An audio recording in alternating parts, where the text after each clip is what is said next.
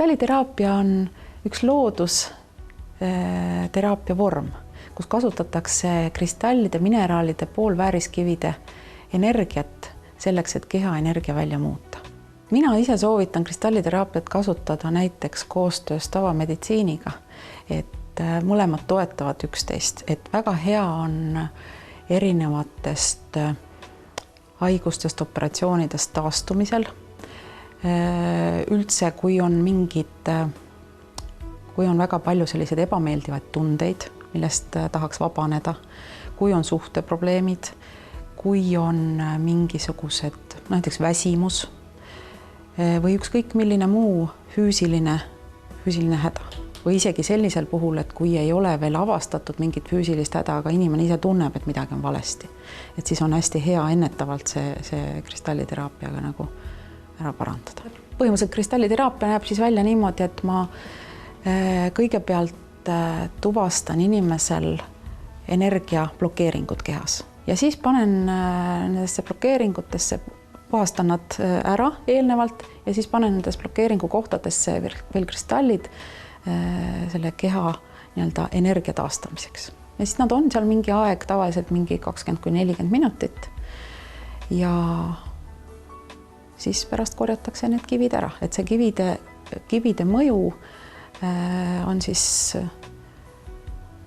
võib jätkuda tegelikult pärast seda seanssi veel inimese kehas. Et tähtis on see, et need kivid oleks, inimene, ta võib ise ka ju kanda enda juures neid kive, et tähtis, et oleks inimese energia väljas mitte kaugemal kui 50 sentimeetrit kehast.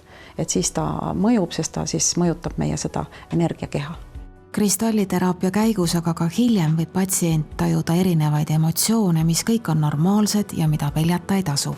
Seanssi ajal võivad mingid sellised hästi põletikulised või kroonilised asjad minna justkui hullemaks, et sa tunned, et asi hakkab justkui valutama rohkem, aga see tavaliselt 4 seansiga läheb nagu korda.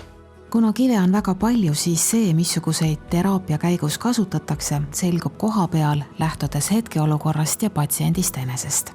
Ma kasutan teraapias just vormi poolest selliseid lapikuid teraapiakive, sest need kogemus on näidanud, et me mõjuvad kehale kõige tõhusamalt. Ma töötan tunnetuse baasil, et ma tunnetan selle inimese nii-öelda energiat ja nii-öelda tuleb mulle vastav kivi, mis selle inimesele vaja on. Et selline meetod töötab selle inimese hetkevajadusega kõige tõhusamalt. Et ma võin panna küll peale mingid sellised kivid, mida ma tean, et see kivi teeb seda, aga sellele konkreetsele inimesele ei pruugi see sobida. Nii nagu tavameditsiinis iga tablett ühe diagnoosi puhul ei aita kõigile ühtemoodi. Täpselt samamoodi on, et kivid samamoodi, üks sama kivi ühele mõjub, teisele ei mõju, sellepärast, et haiguse algpõhjus on erinev ja selle nii-öelda sümptomi või häda algpõhjus on erinev, emotsionaalne tavaliselt. Nendele inimestele, kes tahavad, aga ei oska omale valida õiget sobivat kivi, soovitab Kaia-Liisa lähtuda sisetundest. Mina soovitan jätta need üldse raamatud ja horoskoobi märkide järgi kivimide valimise täiesti välja, sest mina soovitan valida kivi sisetunde järgi, et inimene tunneb instinktiivselt tõmmet selle kivi suhtes, mida tal on hetkel vaja oma energia välja korrigeerimiseks. Ja enamikul juhul inimesed ei julge tunnetada isegi seda õiget kivi, nad ütlevad, nad ei oska. Aga tegelikult kui ma neid juhendan natukene, siis kõik saavad sellega väga hästi hakkama. Et meil on kõigil võime tajuda energiaid. Sa küsid mõttes, et palun minule hetkel kõige vajalikumat kivi ja tekib tõmme konkreetse kivi suhtes. Ja huvitav on see, et kui valida kellelegi teisele, näiteks sõbrale kingituseks kivi, siis täpselt samamoodi, kui sa küsid mõttes, et palun sellele inimesele tema jaoks vajalik kivi, siis sul tekib automaatselt tõmme hoopis teise kivi suhtes, mis tähendab seda, et sina oled tegelikult mõttes ühinenud selle teise inimese energiaväljaga ja saad tema kaudu selle info, millist kivi valida. Peale kivi ostmist peab ta enese kasuks ka tööle suunama. Esmane asi on, mis kivi puhul tuleks teha, oleks vaja teda ära puhastada. Puhastusmeetodid on hästi palju, on võimalik küünlaleegiga, voolava veega, kui teate, et milline kivi talub vett, sest kõik kivimid ei talu vett. on võimalik soolaga puhastada, on võimalik heliga puhastada, need helivibratsiooniga.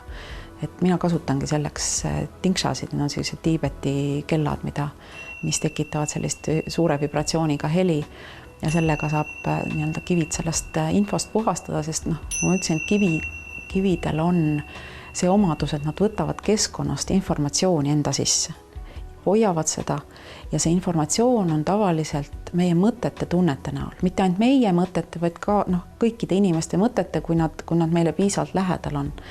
Ja kui me kivi ei puhasta, siis ja sellele ei oska tähelepanu pöörata, siis me näiteks, kui me ühel päeval oleme tundnud, ma ei tea, viha või kurbust ja paneme järgmisel päeval selle sama kristalli endale kaela või endale taskusse, siis me tunneme ebamugavust. Me võib-olla ei taju seda sama kurbuse tunnet, me võime ka tajuda muidugi, aga ei pruugi, aga selline ebamugavus ja ärevuse tunne võib tekkida ja inimene ei saa aru, mis viga on.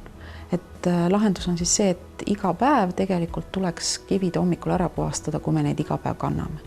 Pole välistatud, et sisetunde järgi valib inimene enesele rohkem kui ühe kivi. Kas neid tohib aga ka korraga koos kanda? Selliseid kive ei ole olemas, mis omavahel kokku ei sobi. On lihtsalt teatud kivid, mis sulle hetkel sobivad ja mis sulle hetkel ei sobi. Ja kui sa kardad seda, et sa ei tunneta neid, et mis mulle sobib, mis mulle ei sobi, siis kivi ei tööta siis sellisel juhul, kui ta sulle ei sobi. Et ta lülitab ennast ise välja, sest nad on teadvusega olendid. On vaja ainult rahu ja kannatust, et tajuda, kas ja millal kivi tööle hakkab.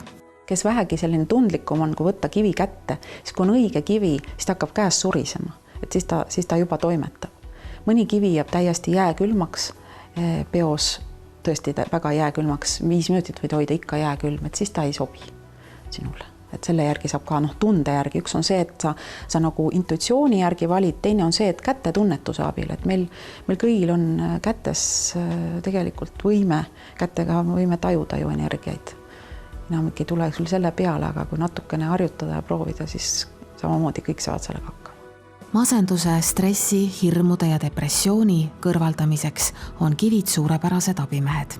No esimene asi, mis ma soovitan, et inimesed hoiaks ennast maandatuna. See tähendab, et oleks kontaktis maaenergiaga. Maaenergiat aitavad inimesel tuua. Üks on hematiit näiteks ja üks on must turmaliin. Et neid enda juures kanda. Hematiiti võib-olla ei pruugi igale ühele sobida, et kui on raske tunne, et siis võib-olla panna mõni kergema energiakivi, näiteks seleniit juurde. Aga mis inimesel juhtub, kui ta on maandamata, siis ta muutub ärevaks ja tekivad sellised hirmud ja ebakindlus elamise ees üldse.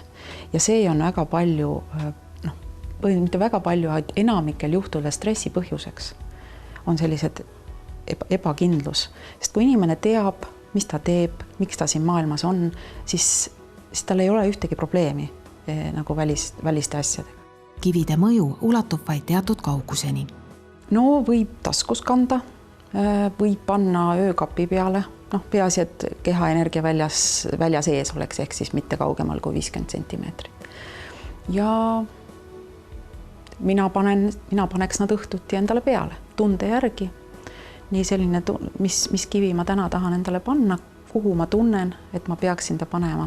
Lamades näiteks võtate endale pool tundi aega enda jaoks ja panete silmad kinni ja olete lihtsalt selles kivienergias. Kaia-Liisa Reinutil on kivide mõjust mitmeid näiteid, mis inimese on isegi operatsioonist päästnud. No mul on olnud kogemusi näiteks kõrvapõletikuga, kus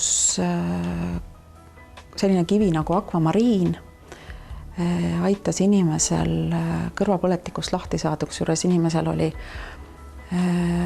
lapsest saadik olnud keskkõrvapõletikud niimoodi, et ta korduvalt oli haiglas ja ainuks abi oli see, et lõikus. Ja peale seda, kui ta võttis endale akvamariini, siis valu kadus ära ja mädakõrvast tuli öösel ise välja, nii et ja peale seda on nagu probleem lahendatud. Näiteks selline variant. Hambavalust on lahti saadud ja nii edasi. Muide see sama akvamariin. Akvamariin mõjub kõigile, mis on silmadest kuni siia südameni, et silmad, kõrvad, nina, kurk, mandlid, hingamine, kilpnääre, astma, süda, kopsud, kõigele sellisele, nendele asjadele minu kogemus on see, et ma julgen kõigile soovitada. Ükskõik, mis teil nendest loetelust häda on, siis Aquamariini kanda. Lapsed ja loomad on kõige vahetumad kristalliteraapia mõju peegeldajad. Lapsed nimelt tajuvad kristalli energiaid väga suurepäraselt. Et põhiliselt ongi laste järgi saab aru kõige paremini, mis neile vaja on, mis neile mitte, sest lapsed reguleerivad oma seda kristalliteraapiat ise. Kui nad tunnevad, et nad enam ei vaja, siis nad muutuvad rahutuks ja kõnnivad lihtsalt minema, väiksemad lapsed just. Ja loomad muide samamoodi, kassid, koerad samamoodi reguleerivad ise seda, kui palju neil on seda vaja. Selleks, et vaimne ja füüsiline tervis oleksid korras, soovitab kristalliterapeut ka kodust õhkkonda kividega tasakaalustada. Kodu energiat saab näiteks tõsta selliste kõrge vibratsiooniga kividega, nagu näiteks seleniit, celestiit, apofölliit. Et need on sellised, mida ma soovitan kobara kujul ehk siis naturaalsel kujul panna oma koju soovitavalt kodu keskele ja sealt nad kiirgavad sellist kõrgema vibratsiooniga energiat ja seal ruumis viibimine on hästi meeldiv. Et tekib selline puhas mõnus tunne, aga neid kodukristalle tuleks samamoodi puhastada, aga mitte nii tihti muidugi iga päev ei pea, aga nii korra kuus. Aga eriti siis, kui on olnud mingi haigus või mingi näiteks tüli omavahel, et siis on soovitav sellest energiast see ära puhastada, see kristallkobar. Unetusest ja hirmudest jagu saamiseks võib kivid kas või pihku suruda või padja alla peita. Kellel on unetus, sellel ma soovitan näiteks ametüsti panna padja alla või ametüsti kobar magamistuppa. Et lastele on see hästi mõjunud ja väikestele lastele ma soovitan panna siis lina alla, niimoodi, et nad ei saa sealt seda kätte. Et ka padja alla, ka lina alla. Ja hirmude puhul samamoodi üks on see ametüst, aga hirmude puhul töötab väga hästi ka näiteks tsitriin, kui ta on looduslik tsitriin ja näiteks kollane kaltsiit.